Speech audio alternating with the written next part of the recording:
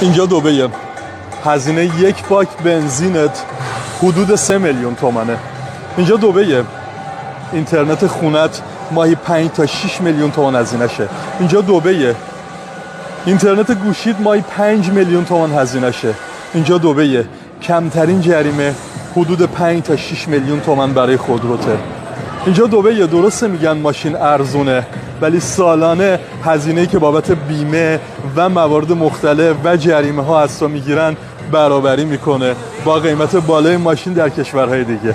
اینجا دبیه. اگر خیلی زرنگ باشی میتونی ثبت شرکت کنی و یه اقامت 2 ساله بگیری، تو بهترین حالت سر کار بری و ماهی 3 تا 4 هزار درهم حقوق بگیری که تازه این میشه اجاره یه آپارتمان 30 متری در یک منطقه خیلی معمولی. حالا اگر پول سنگین داری بیا دبی، خیلی خوش میگذره. در غیر این صورت اصلا ریسک نکن. آرزوی بهترین ها.